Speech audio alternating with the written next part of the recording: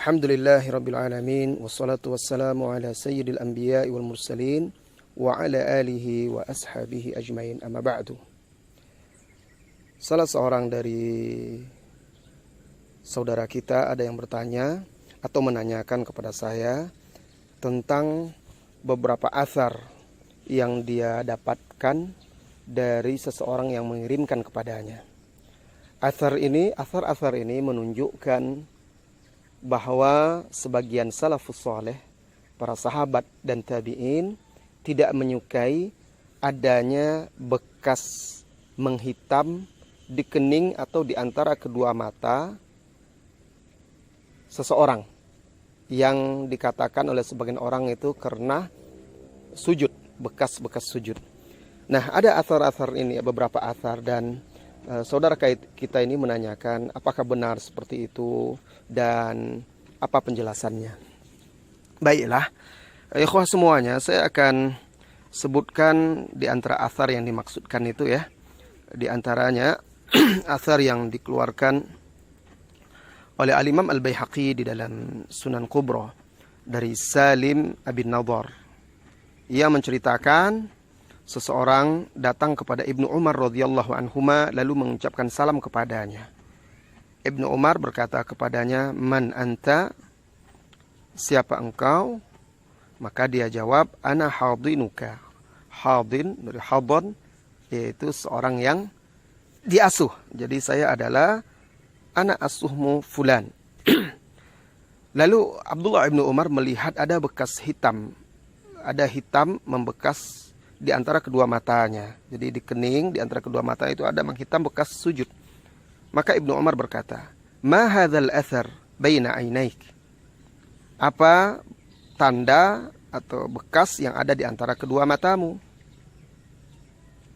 Faqad sahibtu Rasulullah sallallahu alaihi wasallam wa Abu Bakr wa Umar wa Utsman radhiyallahu anhum, fahal tara hahuna min syai'?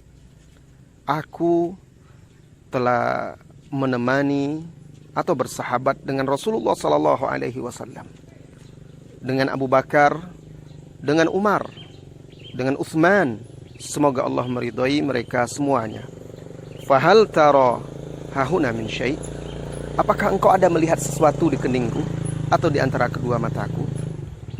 Nah, di sini Ibnu Umar mengingkari atau dia tidak menyukai ada bekas hitam di antara mata kedua orang itu. Makanya dia lihatkan, saya sudah berteman dengan Rasulullah, saya hidup bersama Rasulullah, bersama Abu Bakar, Umar, Utsman, tapi saya tidak memiliki tanda itu. Nah, ini bahasa sindiran yang sangat halus tetapi mengena sekali dari sahabat Abdullah bin Umar. Juga ada di riwayat dalam riwayat lain, masih riwayat Ibnu Umar ya, Al-Baihaqi di dalam kitab Sunan Al-Kubra.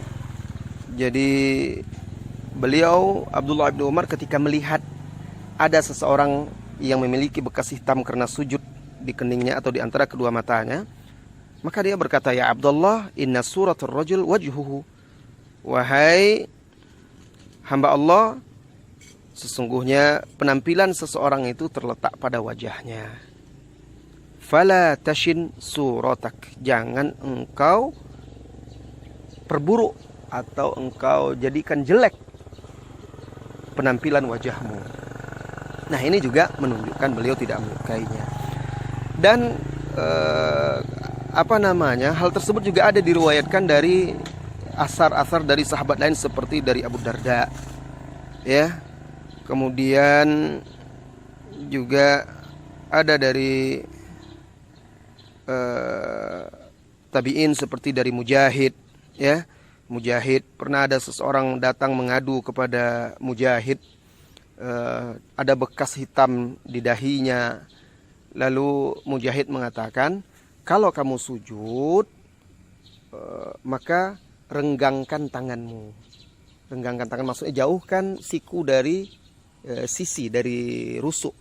Nah, maksud tujuan beliau ini, dengan itu kita bisa meringankan tekanan di kening karena kita bisa bertahan dengan kedua tangan. Jadi menjawab pertanyaan salah seorang saudara kita tadi itu yang menanyakan athar-atharnya, athar-athar ini benar dari sebagian sahabat dan juga dari sebagian tabi'in menunjukkan bahwa sebagian salaf tidak menyukai hal tersebut. Nah, lantas hukumnya ada tanda itu apa sebenarnya? Sebenarnya kita kembali kepada sifat sujud. Kita diperintahkan sujud di atas 7 anggota sujud, yaitu hidung, kening, hidungnya termasuk kening. Jadi kemudian kedua telapak tangan, itu sudah berapa?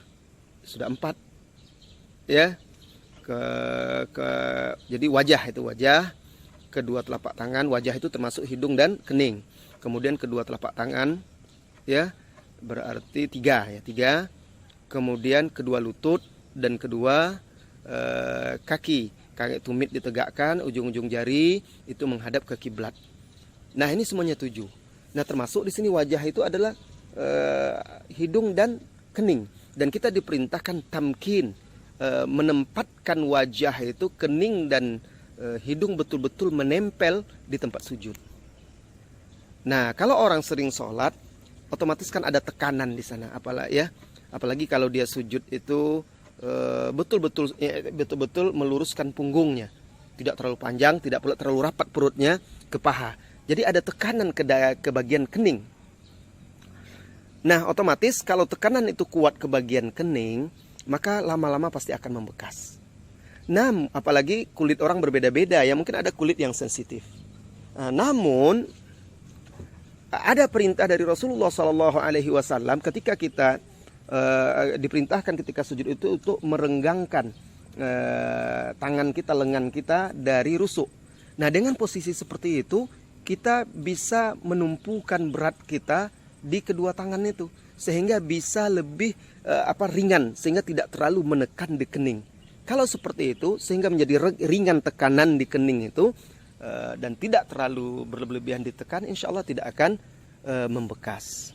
Nah, kalaupun sudah dia berusaha untuk tidak membekas, tapi ternyata masih ada bekas, juga tidak ada masalah. Namun perlu diketahui bahwa bekas di kening itu tidak menunjukkan kekhusyukan, bukan bukti khusyuknya orang sholat, bukan pula bukti kesalehan, ketaatan seseorang. Tidak, bukan itu ya. Bisa jadi orang itu memang soleh, alhamdulillah, bisa juga tidak, bukan itu buktinya. Karena bisa jadi cara sujudnya salah, akhirnya terlalu ditekankan di keningnya. Ada orang sujudnya terlalu menjorok ke depan, terlalu jauh, sehingga paha malah tidak tegak.